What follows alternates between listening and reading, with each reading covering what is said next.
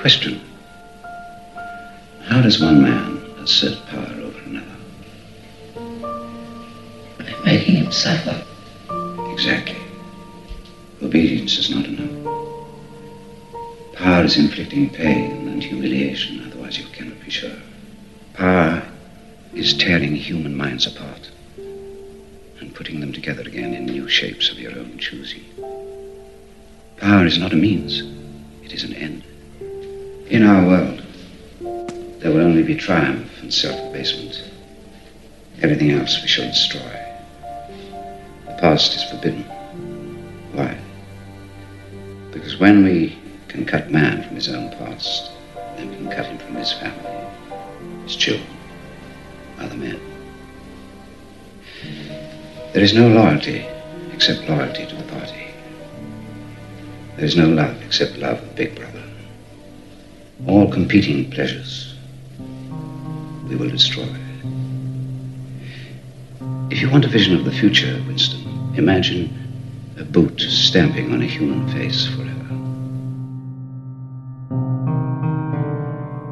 It's not even in the future, O'Brien. This scenario you're prattling about, it's happening right now. That boot stamping on a human face forever. And people today don't even notice that boot because they've been programmed and propagandized so effectively. Keckless frogs and boiling water. As you wanted, O'Brien, we've been separated from the past by political correctness and a steady diet of misinformation. Stamp goes the boot. We've been disconnected from our family and ancestors by both identity politics and deep-fried bigotry. Stamp goes the boot. We've been hoodwinked to love one of the big brothers that are the two political parties. Become hooked on the meth rush of self-righteousness and self-importance. So eager to participate in digital witch burnings that would make Irenaeus and Tertullian get hard through their frocks. Society is a fraud so complete and venal that it demands to be destroyed beyond the power of memory to recall its existence. Stamp goes the boot. Stamp, stamp, stamp. And the devil laughs, and Sophia weeps, and stamp goes the boot. Stamp. Perpetual wars and perpetual elections and perpetual increases in suicide rates, opioid addiction, and the soul sodomizing power of the 1%. Stamp. Look, let's debate about pineapple on pizza and the iniquity of cargo shorts or manspreading. Perhaps the fucking relationship of Lady Gaga and Bradley Cooper. Stamp goes the boot. What is the latest outrage on social media? What in the Hades happened, and why can't I feel my soul, and who castrated my intelligence? Is the new model for the new concentration camp, where the camp has been built by the inmates themselves, and the inmates are the guards, and they have this pride in this thing they built. They've built their own prison, and so they exist in a state of schizophrenia, where they are both guards and prisoners, and as a result they no longer have, having been lobotomized, the capacity to leave the prison they've made, or to even see it as a prison. It's bad, and one of your spiritual children, O'Brien, CIA Director William Casey, once upon a nightmare, did say, "We'll know our disinformation program is complete when everything the American public believes is false." It's all false, my beloved truth seekers. It's happened, and we now live in a terrible 1984 world where no one remembers the salvific gnosis of a Bud Spencer and Terence Hill Western, or the promise of Athena and Prometheus bringing the fire of the gods. What would you do if you were stuck in one place, and every day was exactly the same, and nothing that you did mattered? Now that sums it up for me.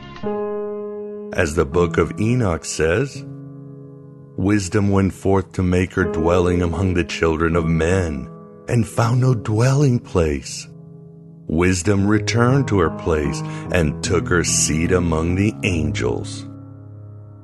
And she's probably still weeping up there. What in the Hades happened, Prometheus and Athena? I'll fucking tell you what happened, and who the boot belongs to. It's an egregore, one we all created together, and now enslaves us by stepping on our news forever. We created it, just as Dick wrote that we are the archons who feed an ultimate archon. Egregore, yes, stamp, stamp, stamp. Inside the Matrix, they are everyone, and they are no one. What in the warm leatherettes and nipples for men is an egregore? You're about to find out, as well as find out that the concept of an egregore is a paradigm change. Something I rarely say. Maybe not a good paradigm change. Just when you thought things couldn't get worse, after realizing that a mad god named Yaldabaoth rules the entire universe, that most of what you are is a lie, a construct built by the cosmic software of alien mind parasites called the Archons, and that Sophia is close to being done with humanity, now you gotta deal with egregores. We really do need Bud Spencer and Terence Hill. There's only one hell, Princess. The one we live in now. Just as good as those two aeons, our astral guest in this eternal now will reveal the truth of egregores.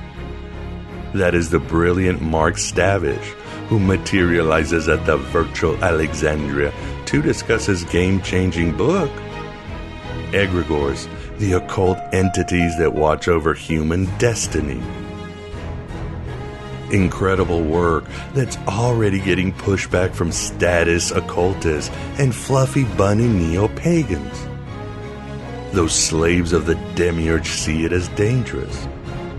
And it is dangerous because Mark's research exposes the deep shit we're in and the boot stamping on humanity's face. Once again, things that could have been brought to my attention yesterday! As a teaser, Mark writes in his book that an egregore is an occult autonomous psychic entity composed of and influencing the thoughts of a group of people.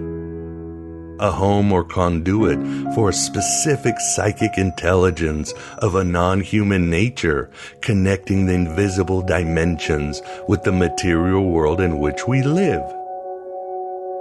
However, an egregore is more nuanced and complex and just disturbing.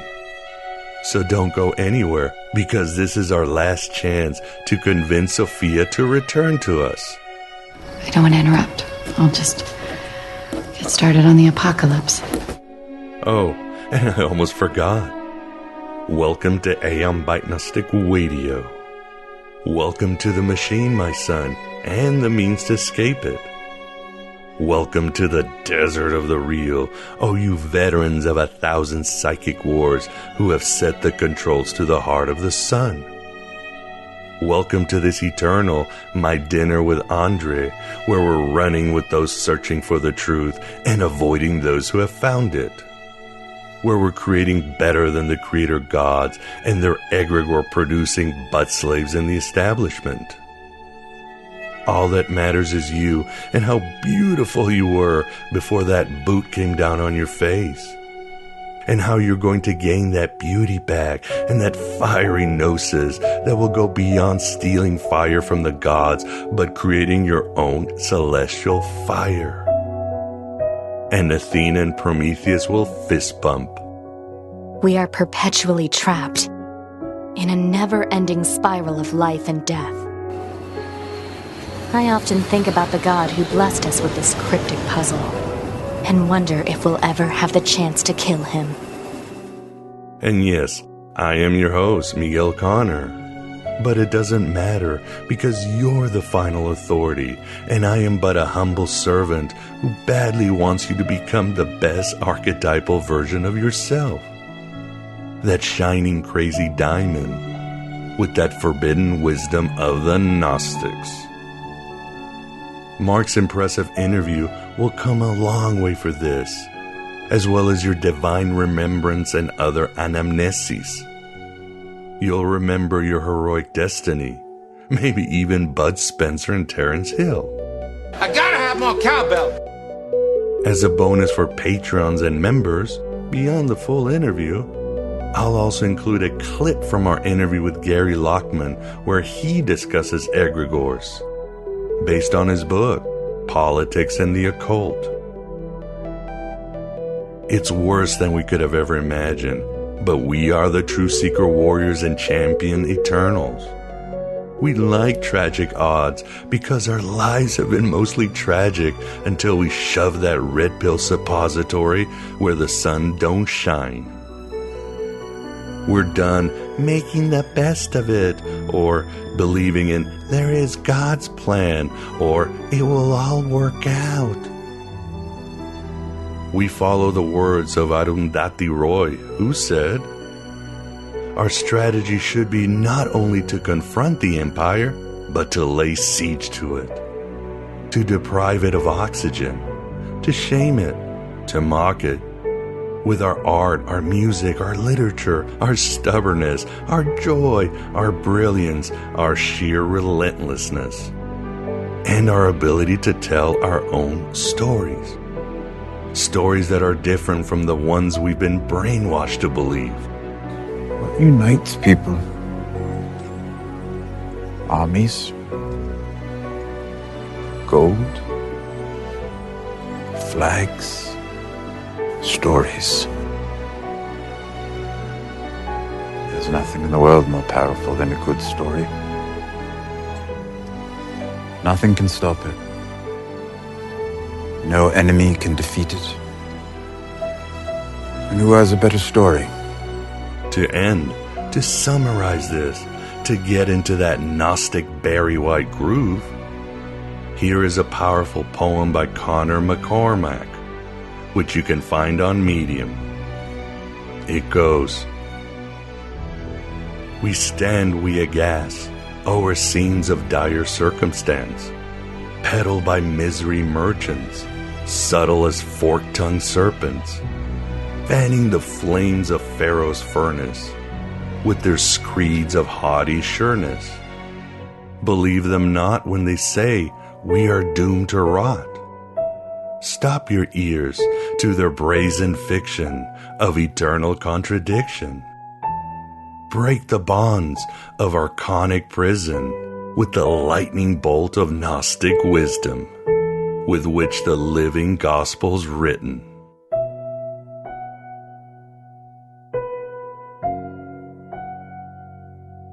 You're not real. You're not real. What? You are? Is any of it real? I mean, look at this. Look at it!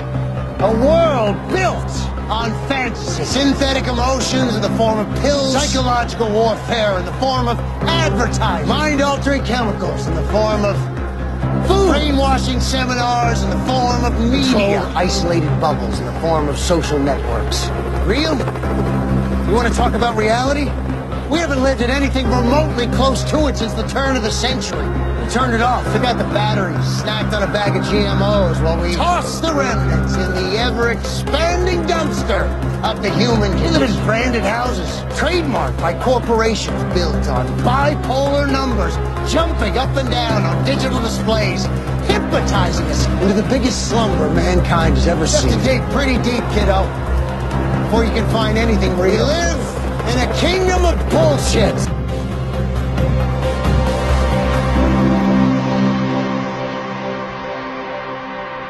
This is the Aeon Byte interview, and with us we have the pleasure of being joined by Mark Stavish to discuss his new book, Egregores, the occult entities that watch over human destiny.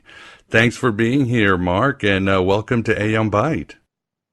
Yeah, well, thank you very much for the invitation. It is a pleasure to be with you guys this evening. Oh, it's wonderful to have you. And, well, I really enjoyed your book, and I'll give you the reasons in a second. But first, we must welcome also the Mr. Egregore of all egregores, Vance Sachi the Moondog. How you doing, Vance? Okay, I'll have to work hard to make sure I don't get any egregore on my face. Oh, yeah, the puns. we have unleashed the first pun of the night. But the first one. Well, wonderful. And yes, Mark, I really, as I mentioned just right before the interview, I really enjoyed your book. And I want to preface this why there is a researcher that you mentioned in Egregores, and that is Gary Lockman. And I remember many moons ago when I first started learning, I was still a newbie in the occult, and I read Politics and the Occult by Gary Lockman. It was around 2011 or so forth. And I interviewed Gary, and I always thought his book is it's before the times, because Gary, it's almost like the book is full of little blog posts of stuff that seems to be more and more relevant in today's social-political occult arena. And one of his sections, only 2 pages, was about egregores. And I remember going, oh my God, this is it. This is what the occult needs to look at. This is something that is really going to open the vistas of the esoteric movement, something that we've overlooked. I even wrote a blog post myself. And I remember thinking, I was studying a lot of Gnosticism. And I said, well, hopefully one day somebody will really write a book about egregores. I thought this in 2011. And Mark, you did it. So thank you. Thank you. Well, you're very welcome, and I understand that there's only one other book out there on the subject. It is in French. I have not read it. I'm trying to hear about it from folks who have. And this book really is, well, I'm the author of it. It came about simply because of a lunch discussion I had with Jocelyn Godwin, in which I just mentioned to him briefly that I was planning on writing a monograph on egregores, and he said something to the effect of, well, thank God, because if you don't do it, I'll have to.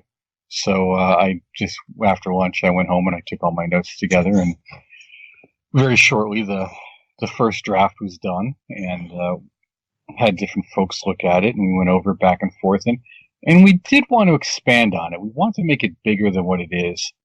However, the book is very much like baby bear's porridge. It's just right. And if you're new to the subject, it's a size that is digestible.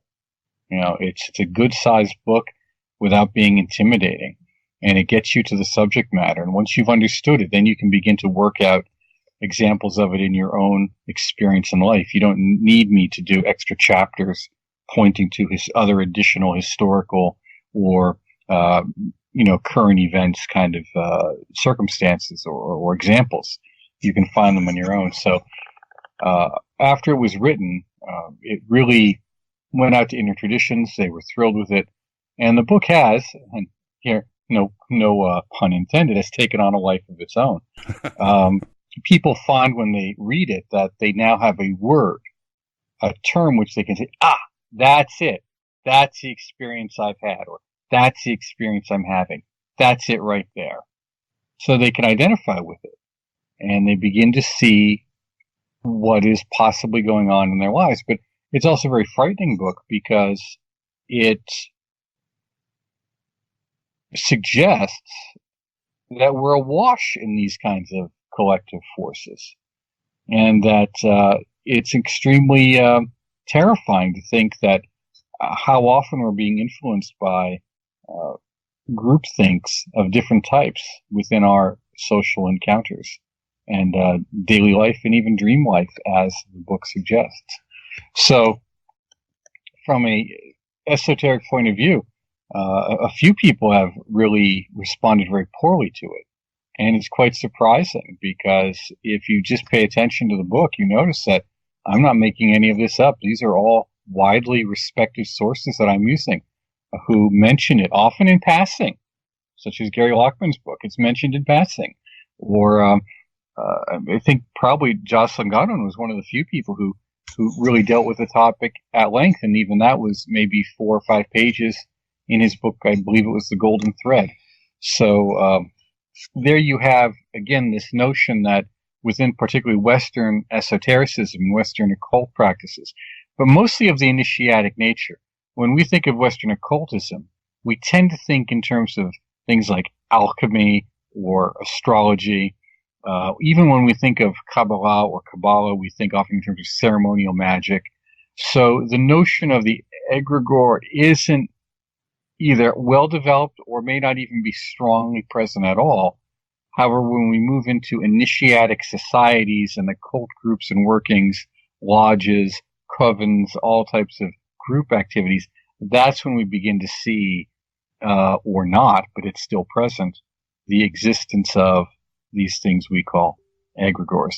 But beyond that, also, you've said, in the world of social life, of whether it be politics, advertising, even your local school board.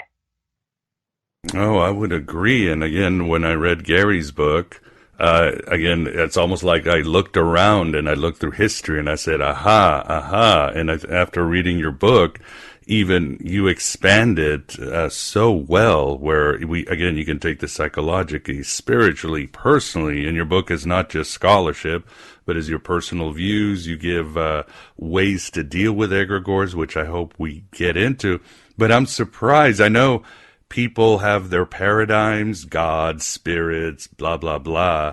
So something new people don't like, but I'm surprised anybody would push back again. At first I was thinking in my head, well, he does mention Julius Evola in our politically correct world. And that happened to Gary Lockman after he wrote a post about Julius Evola. There's a lot of pushback on that because it's like we want to hide these controversial thinkers. But other than that, why would somebody push back on such an excellent book? Because it's terrifying to recognize reality. It's really not. It's nice to swim in the ocean until you realize that, things in there want to kill you. Yeah.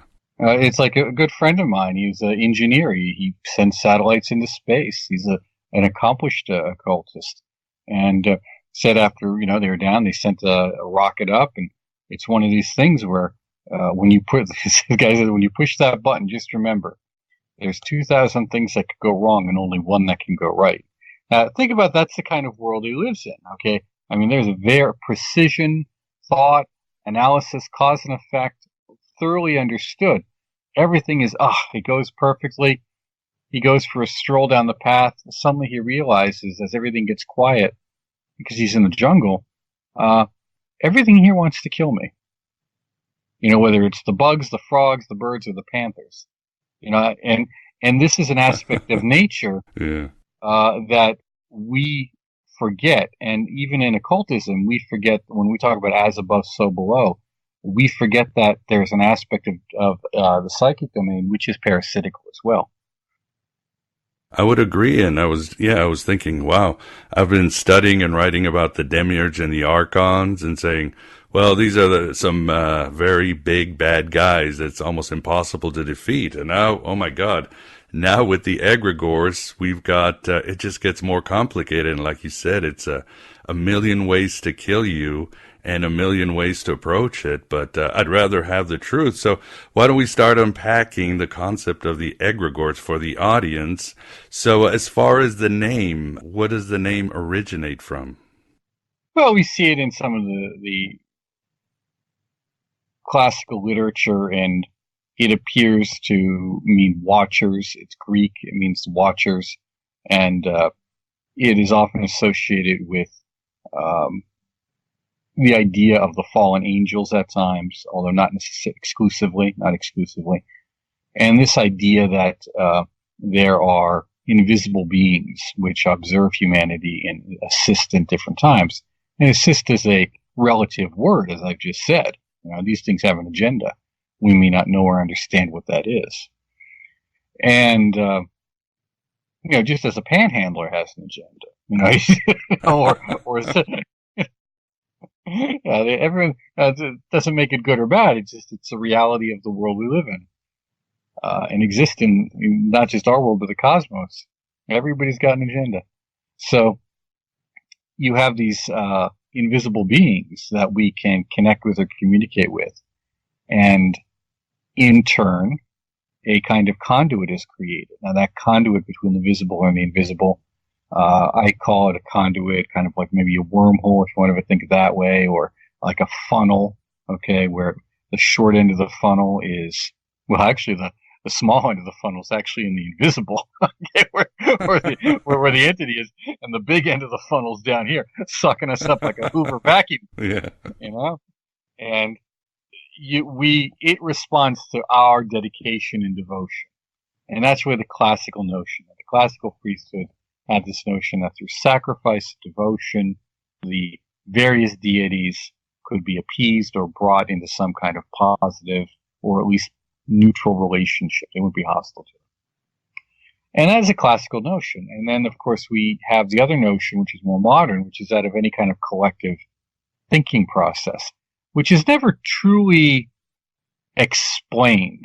And I didn't want to go into it in the book. I just gave the example kind of a Jungian collective unconscious as the basic reference point for your listeners, because that's really all you need to recognize, because it is unconscious. Now, where it exists or how it exists or whether it's is irrelevant. The fact is there is an unconscious mechanism that takes over. And that is a social control mechanism. So all these movements and groups are essentially, all the egregores are social control mechanisms on some form. And then the question is then, who do they serve? Who do they feed? Now, hopefully that you're in a relationship with it and you're benefiting somehow. But that may not always be the case. And that's what the book is about, how to identify when your group activities, essentially, are you actually benefiting from them? Are you getting what you were promised out of them? And who does it really serve? And then how can you get out of it if you don't like it or don't want to be in it anymore? And because egregores are fed mostly by emotion, therefore they're not rational processes. They're an emotional relationship that they can be very difficult to disengage from. You know, it's cult deprogramming. And if we want to use that term, that's really much a big part of it. And so you see them mostly in religion and politics, because those are the areas where emotional group activities are strongest. Yeah, you mentioned Jungian collective unconscious, and I guess maybe couching it in Jungian terms. I know Jung did say that archetypes are quasi-independent. They can have an agenda as an egregore. So I think we have a point right there. What about the idea of a shadow? Could that be an egregore in action? I mean, you're talking about politics, for example. I remember a Bishop Stephan Heller from the Ecclesia Gnostica said, basically, the shadow came out, and that was Hitler, and it got projected against the Jewish people. So basically, in Jungian terms, how can we understand egregores, Mark? Well, I think you have to look at everything that we're dealing with is somehow we're dealing with duality. So you're always going to have a shadow aspect involved. Even when, particularly the more you deny it, the more real, the more present it is on an unconscious level. And that's what makes it anything dangerous. You know, in alchemy, we say that the more toxic something is, the more potent it is. You know, in the Vajrayana systems, they say the more toxic and potent emotions are the more powerful ones, and that's why you work with them. So this notion of a shadow that must be avoided on somehow is the avoidance itself is the destruction, is the shadow, not the dealing with it. So whatever entity or group activity you're involved with is going to have a dark side, if you want to call it that. Now, in politics and religion, that is particularly utopianism and idealism. Your idealism is used against you. It's brought, you know, we're going to make the world a perfect place. Instead of preparing ourselves for the kingdom of heaven, we're going to make the kingdom of heaven on earth. And that's why political correctness is currently one of the most destructive egregores that we face on this planet. It is because it stifles thought and discussion. It makes people afraid to open up about what is really going on, and it forces them to play the game of the emperor has no clothes. Where only, they're all going to pretend the emperor has clothes because they're afraid of the consequences. So, That's the shadow right there. And that's all for everyone's good, right? We're not going to talk about this because it's for everyone's good. Yeah. This is all for peace and harmony. We all got to be equal. Yeah, nobody's my equal. Equal is a mathematical term that is interchangeable. X plus y equals 2, or x equals 2. So whatever is on that other side and you bring to 2, that's 2. But don't try and interchange people. And that's one of the great things. We're trying to create people and pretend that people and cultures are interchangeable, and they're not. Egregores will tell you that. That's why, conflicts come about when these psychic energies interact with each other and have friction. So, when we look at this, we have to say, what are the psychic energies at work? What are the emotions at work? What are the ideals at work? And if they're truly all interchangeable, then there should be no friction. There shouldn't be any conflict. But the fact is they're not. So you see that in the book. It talks about how when nations go to war, empires go to war, the first thing that is actually happening is the war is happening on a psychic dimension first. And you can see that in the way people talk about propaganda. Propaganda is just a way of creating an emotional state that prepares one psychically and psychologically for what is being projected or aimed for happening physiologically. But then there are also aspects which are not propaganda, where it's simply cause and effect, where you can see, if this happens and this unfolds, then, you're going to need this. And at the risk of, offending a lot of the listeners, this goes into also the notion of how we blind ourselves to reality. Someone said, well, how do I know I need a new spiritual teacher? And so it's very simple. If your spiritual teacher was telling you that Donald Trump was not going to win the election, then I think you need a new one. Well, it's very simple. You see, of course, that pushes all the right buttons. And that's the point. Spirituality is about clarity of perception. And if you're unable, if you have that much cloudiness or preconceived notion or belief or ideology that prevents you from seeing what is going to happen because you don't want it to happen, you see you're invested one way or the other in the outcome, then you don't have enough clarity. So why would I want to follow someone who doesn't have that kind of clarity? Because that obscured themselves. Well said, and I agree with you 100% with all of this, including the politically correctness. In your book, I'm going to give a definition, quoting your book. You say that one definition is, quote, occult autonomous psychic entity composed of and influencing the thoughts of a group of people. But then you bring up an older definition, which is a home or conduit for specific psychic intelligence of a non-human nature connecting the invisible dimensions with the material world in which we live in. They're all great, they're nuanced, and they're complex. I'm sure the listeners are going, well, where does the egregore start? Where does it end? How does it get out of control? I mean, it seems, as you're saying, it needs to feed off of us. I think in another part of your book, you talk about the Buddhists who say, when I eat, the egregore eats. It's hard to explain. It's a reflection, but it's feeding off of us. And then it can take a life of its own. That is correct. That is correct. And you've seen this in your own life. Everyone has, where they join a group and then they say, hey, I didn't sign up for this. Yeah, and it can be something all benign. the time, yeah. And it can be something really benign. I mean, I'm a Freemason. I love Masonry. And yet I'll be the first one to say, when they want to do another chicken dinner, for those of you who think we're taking over the world, come to a meeting. Okay. I didn't sign on for a chicken dinner. I mean, I'm glad you're doing it, but that's not what I signed on for. Somewhere along the line, it took on a different life or a different angle. And it became something that it was not really intended to be, or it degenerates. But that's also something people forget. They don't really look at things. Even the best of the psychics and astrologers are terrible at this. Particularly most of the people who are posting stuff astrological predictions, their mundane astrology is terrible. Because not only do they generally have no sense of history, but they don't have a sense of cycles. Cycles take place over usually a long period of time. And, what happens is when you look at a chart, the emotional impact is like, wow, it's boom. And then you have to stop and ask yourself, okay, when was the last time this happened? Which is what a good astrologer will do. And they'll say, okay, well, then this is the last time it happened. How long did that actually take to happen? How long does it actually take to bake the cake? How long does it, there's the problem is in the psychic dimension, things happen very quickly, but they also disintegrate very quickly. That's why most people's thought forms don't ever take on any manifestation on any meaningful level on their personal life. That's why they then gravitate towards group work, so that which I cannot do alone, I can do with others, as the book talks about. But then, your project or goal kind of gets subsumed into the bigger collective project or goal.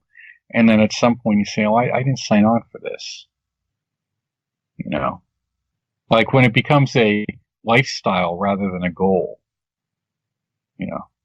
Right. So an egregore needs the more people, the more power it has, but it also needs everybody to be walking the same walk.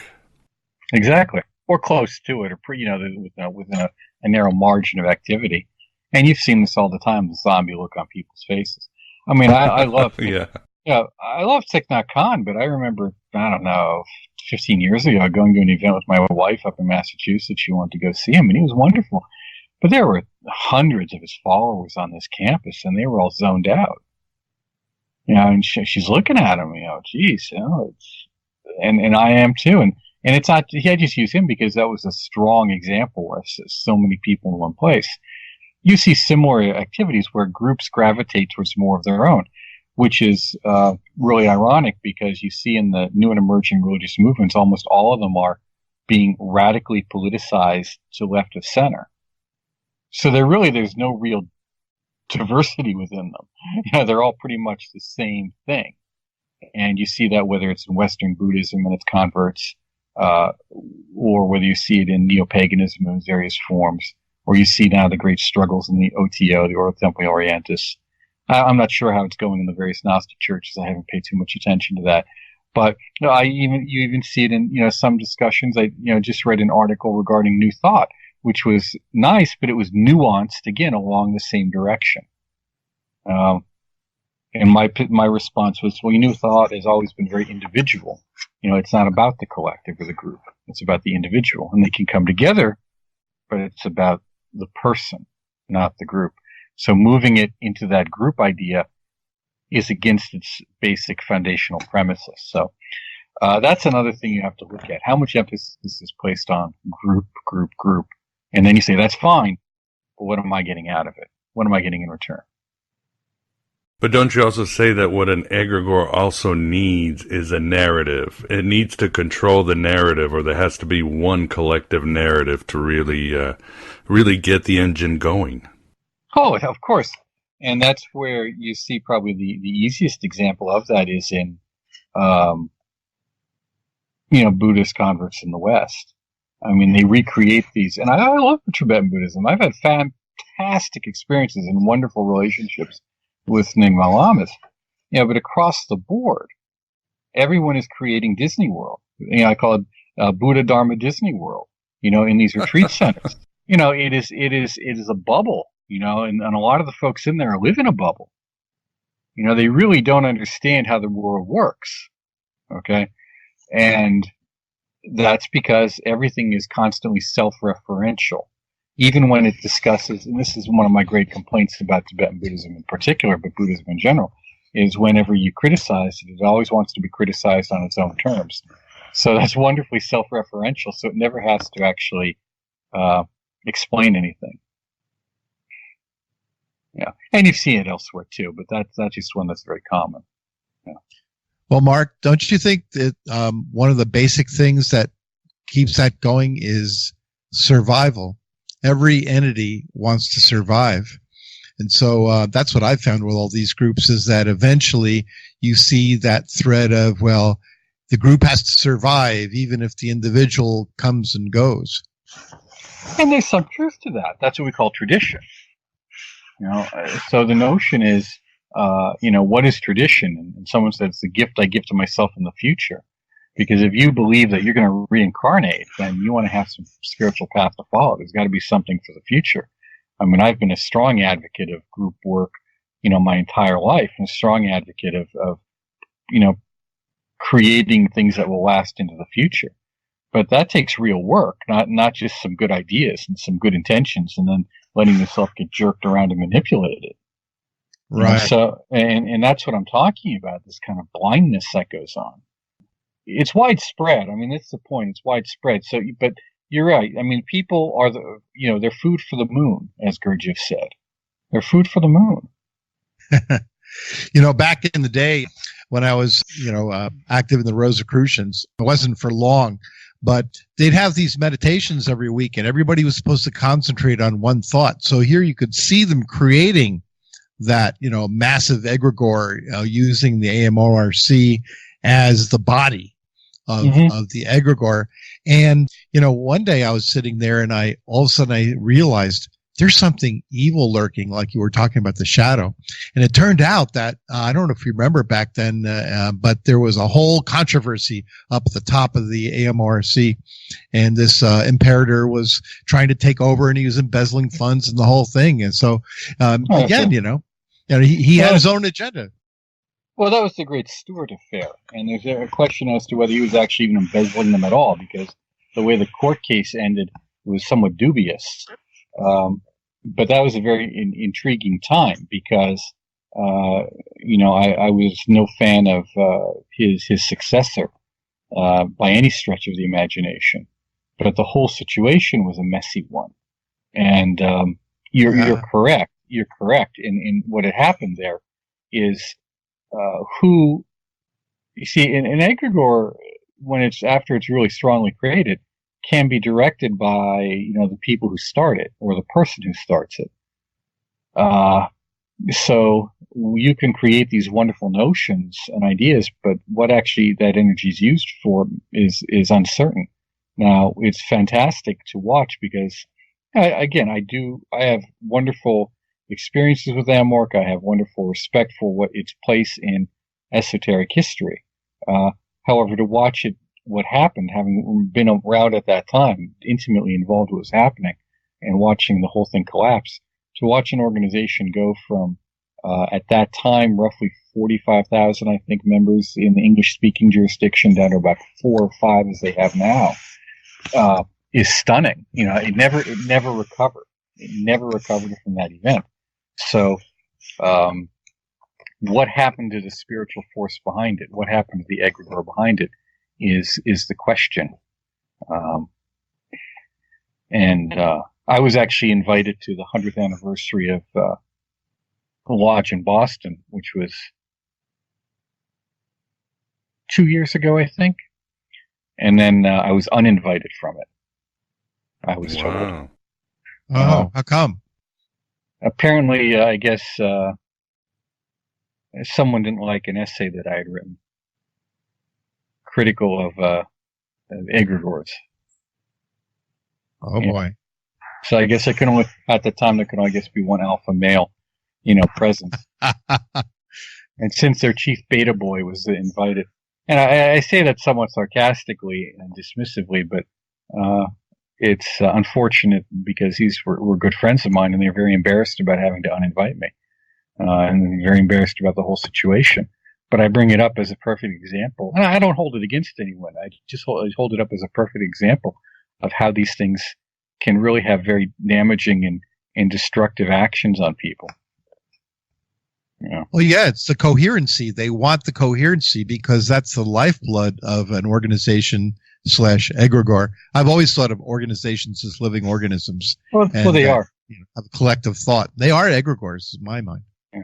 And again, they can do wonderful things. If you look historically, the original egregore was quite strong, very potent, was very useful, very beneficial to Western occultism as a whole, and into the course of the 20th century.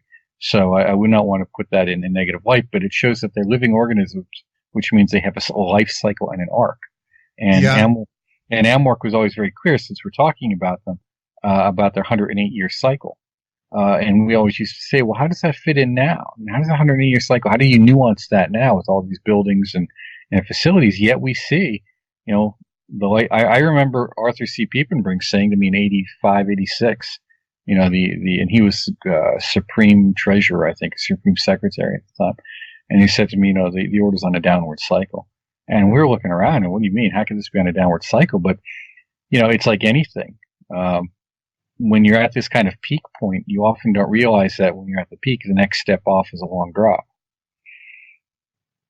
And I remember them teaching that. Yeah, then 5, 6 years later, 7 years later, that boom, everything you had said, boom, there it was. Everything was collapsing, never to return.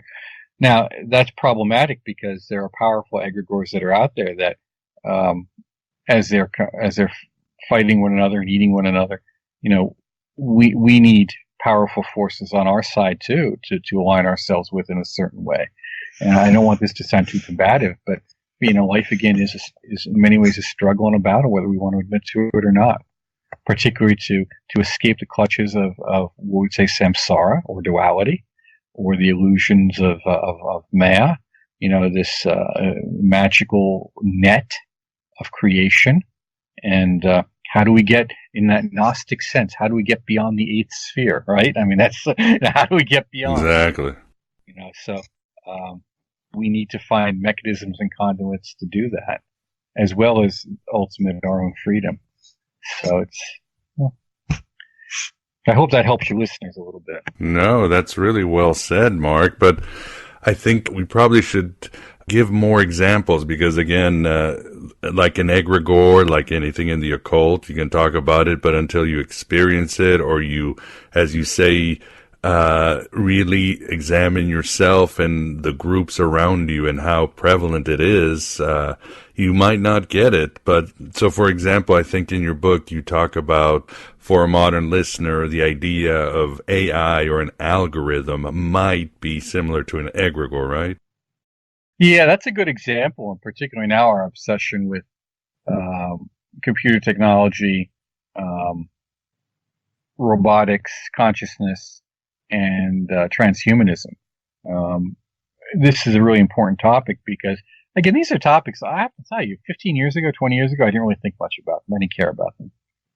And in fact, I read 2 books in the 80s by, was it Whitley Strieber, Nature's End and War Day.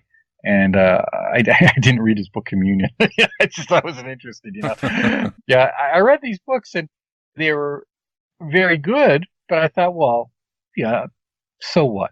But in the book, he's talking about a level of technology that I couldn't comprehend. He talks about cameras the size of credit cards. Well, we have those now. I mean, it's type of things, cell phones and all these things that when we talk about these ideas, they can often be so far ahead of the curve that we have trouble wrapping our head around them. Okay? And I think that's the notion with the egregore. You really have to take it and absorb it, see it and absorb it piecemeal so you can get your head around it. And now with AI,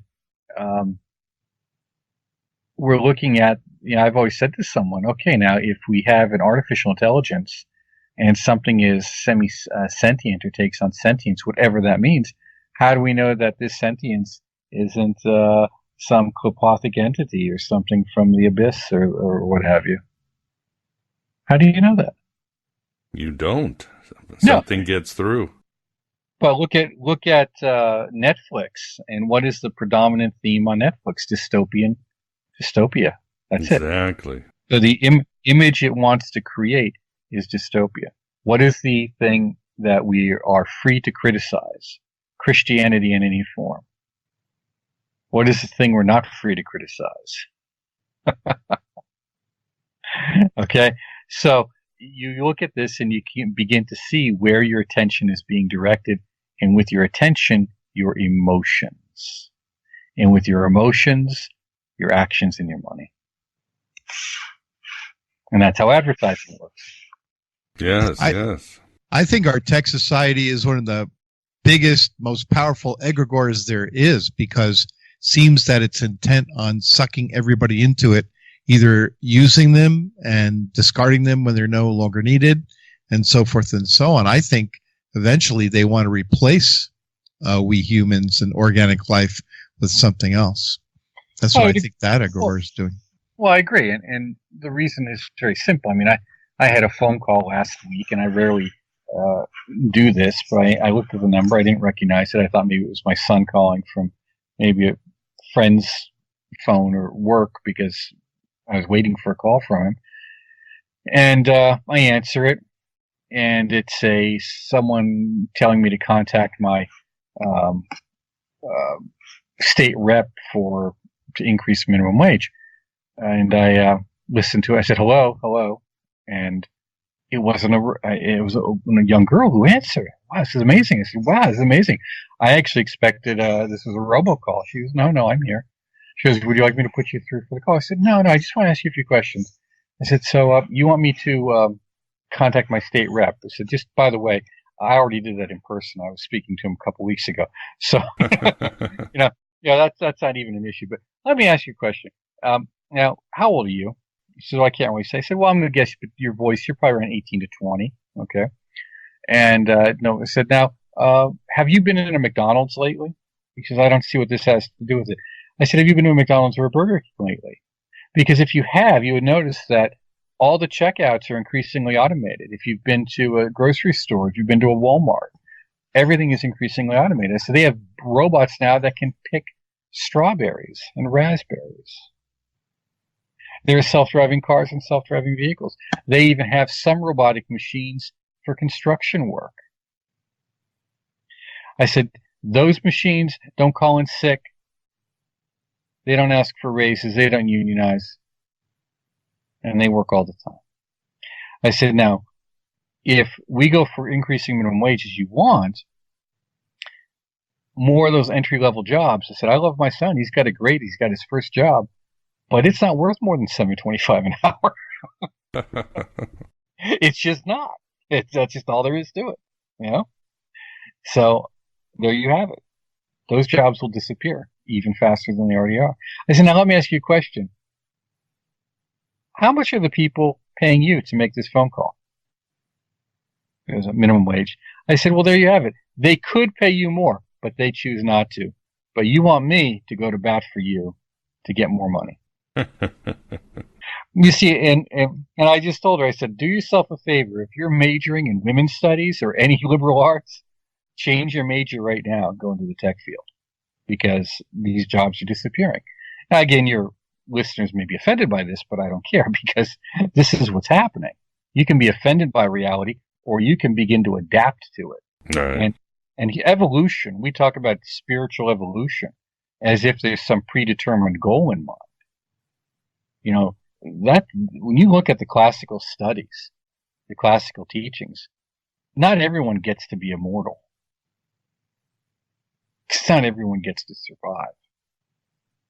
It's you do this through your own effort and your own work. Enlightenment is your own activity. It's not a collective experience. We can help one another. But all the work ultimately is in and through ourselves. So we can learn to work collectively and cooperatively together. But all the work is in and through myself, or in and through yourself, and whoever else is doing it. And that's just the reality of it. And if you ignore that reality, then you abdicate your responsibility for your own awakening, and then don't be surprised when it doesn't happen. And this is part of, we talk about the egregores of there's many wonderfully utopian and blissful ideas about what life is about and spirituality is about. But it's hard work. It's a struggle. I mean, we do it joyfully because we want to. Joy is part of the outcome. But it takes effort. There's no free ride. It's the great work, not the big easy. I agree. I think it was Gurdjieff that said immortality has to be earned. Nobody just gets a soul. And I think it was Ayn Rand who said you can ignore reality, but you cannot ignore its consequences. That's it. I mean, that's just, and unfortunately, we have created a condition. The egregore is that, there's always time to do something, and there isn't. There'll always be a second chance or a do-over, video game mentality. No, there won't. And a host of these things, these notions that go with it, or I can be whatever I call myself to be. Okay, well, no. There are certain biological realities and limits. That's just all there is to it. And as I said to someone once, I said, do you understand? I remember I was 45 at the time. And I said, do you understand that right this moment in my life, I would have an easier time becoming president of the United States than a medical doctor? I said, well, what do you mean? Mind-boggling, yeah. What do you mean? I said, well, use your head. Just think about it. Even if I do 2 more years of prep work and undergraduate, then I need my 4 years of medical school, and probably another 4 years of internships after that. So I'm looking at, we'll say, a steady 10 years of school, plus the bills. So even if I got a free ride, even if someone were to dump money in my lap where I could do this, why would you want to train someone who's going to be graduating from medical school at 55, when most of them are planning on their retirement? It's a bad investment. But for me to become a one-term senator from Chicago and then not even finish that term and suddenly become president if I know the right people, that's a career choice for me. Or start your own reality TV show and then jump from there. Yeah, start my own reality TV show and jump from there, yeah. The point is, that is easier to do. And there are some good folks out there too who move into some levels of public service, But the fact is, it's easier to move up that line of service from state rep or congressman, senator into that level of power politics than it would be to go to medical school. And that's kind of a tough reality for people to wrap their head around, that there are natural limits. That's what Saturn is about. And Saturn, if you want to call it, is kind of our the ultimate demiurge, right? Oh, agreed 100%. He is it. Yeah. Lord of Limits. Lord of Limits. And what are your views on the whole idea? Well, speaking of obvious egregores, but I'd like your take, Mark. The idea, for example, the 4chan and Pepe the Frog and the whole meme magic and Keck that happened in 2016 and is just storming all over the internet from both sides. Do you keep up with that? Do you think that's fascinating, disturbing, or just another example? I think it's just mostly an example and a distraction. Anytime we generate some energy, theoretically we're generating juice for something, for or against. But the really potent egregores are ones which have a goal in mind, or should I say actions that have a goal in mind. And the action can kind of be a distraction too. Remember that you only need, what is the number again, if I remember correctly? Something like 12.5% of the population to vote for you to become elected. Okay, because when you figure out... Really? Well, do the math. When you get rid of certain age groups, everyone below 18, pretty much everyone above a certain age, who aren't going to vote. They tend to vote higher, but realistically, they won't be able to get out to vote, maybe over 75 or 80. So you get rid of these high ends and the low ends. You get rid of, again, that's one of the reasons they want to lower the voting age in some states and in some areas, is because they want to try and bump up voting participation. And of course, it has a bias towards it, because who is a 16-year-old going to naturally vote for? Those are going to offer them free stuff, right? Exactly. But, I was that way. I was a Che Guevara t-shirt wearing guy when I was 18. I love Marx. Hell yeah. Then I had to get a job. Oh, Miguel. and then you became 18 and life changed. But so that's it. So the idealism is manipulated. But now we work between those two, the age groups of 18 to 65, we'll say, or 70 of that. We look at we get rid of half of them right off the bat for not voting, which leaves us half of the remaining population. And that we start, narrowing this down. And you don't need that many people when you look at it percentily. You need a lot, but you don't need as many as people would think. That's why special interest groups are able to do what they do. Because they say, what is the largest voting block? And that's an egregore right there. What is the largest identifiers? What do I identify with? Remember, an egregore requires that you do this. When Moses saw the burning bush, he said, "Who are you?" The burning bush said, "I am that I am." And I'm sure Moses at that point thought, well, I'm glad we cleared that up. But, my great uncle was a mystic and magician for all 96 and a half of his years, as was his father before him and others. And he used to say, I am is the most powerful thing we say. And all magic is about identification. All of Vajrayana, all of yoga, all of Egyptian magic, it's all about what do I identify with. So when we say I am, whatever we fill in after the blank is what we're holding to. So when we're talking about identity politics, that's ultimately what we're talking about. When we're talking about an egregore, that's ultimately what we're talking about. So the more we can get people to think of themselves as a group rather than as an individual, the more you can see an egregore in action. Well said, Mark. Have you ever read the novel American Gods by Neil Gaiman? Many years ago, someone, a local librarian, said, I think you might like this. So I read it, and I thought that it was very nice. It was quite good. And that's an aspect that I've written quite a bit about and talked a lot about, is how to actually identify these forces in daily life.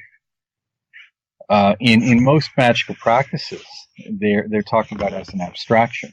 For example, you'll have some people in astrology will talk about their signs or physiognomy of a sign or some aspects of it, but they don't really adhere to it.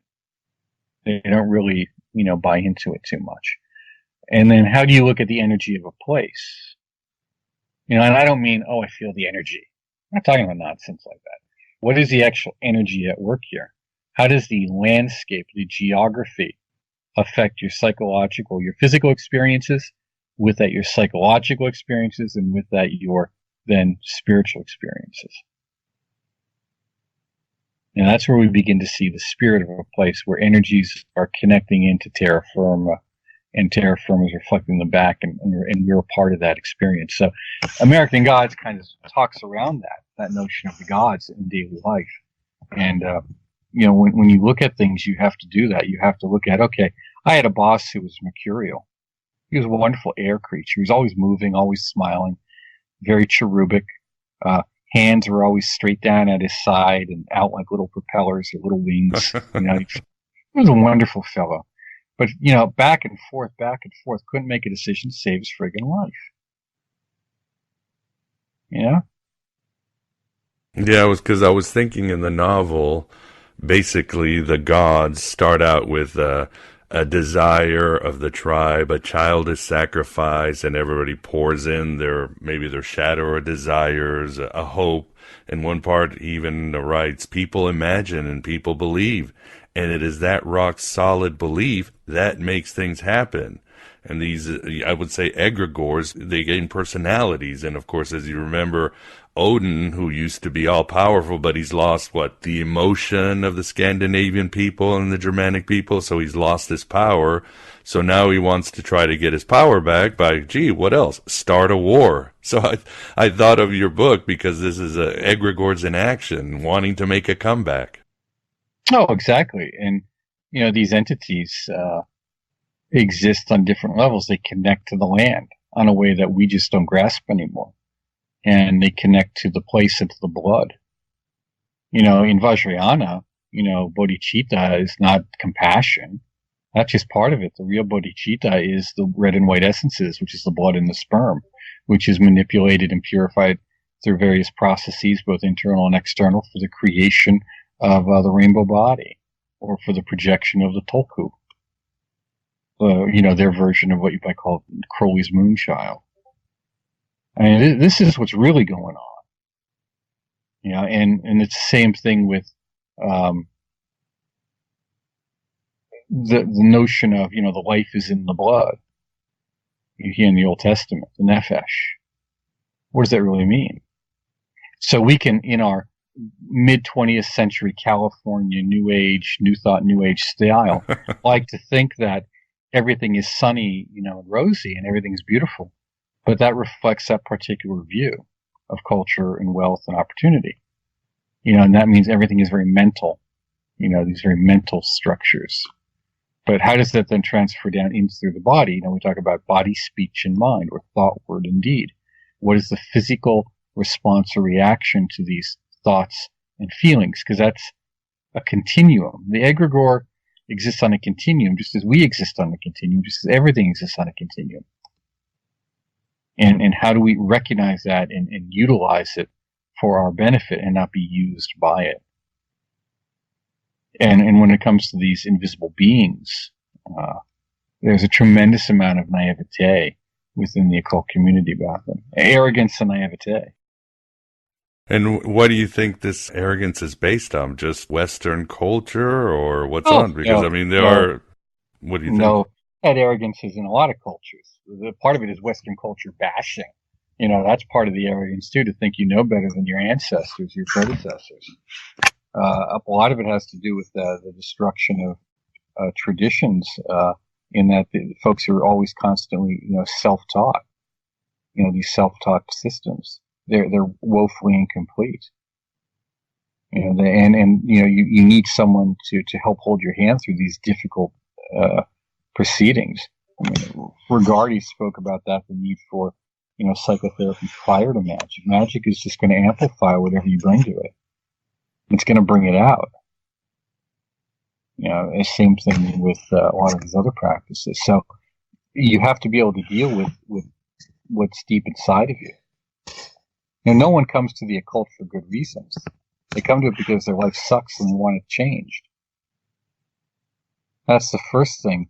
First, accept that. It's like, I am powerless over my addiction and I surrender to my higher power. I'm not here because I want to save the world or I'm an idealist. I'm here because my life sucks and I want to change it for the better. Okay, I can work with that. See, that's an honesty you can work with. And that's what the gods, I think, part of in that book, American Gods, is talking about. There's a certain honesty to you have to bring to this. Honesty and courage. Well, courage is honesty. They're one and the same. And that's lacking. That's why you see a lot of these groups collapse into, all the churches have collapsed. And a lot of the occult groups are collapsing now into just some kind of quasi political social function.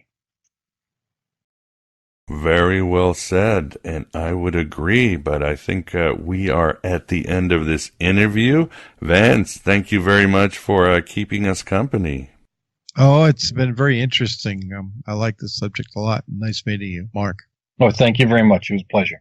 Yes, and audience, I would highly recommend you read this book. If Mark is a heretic among heretics, then he's in good company with us Gnostic-minded, but I think it's a very important book, and as he says, if you want to see reality for what it is, if you want that gnosis, start understanding the egregores. But Mark, thank you very much again for writing this book, and thank you for coming on AM by Gnostic Radio. Really enjoyed it. Thank you for the invitation.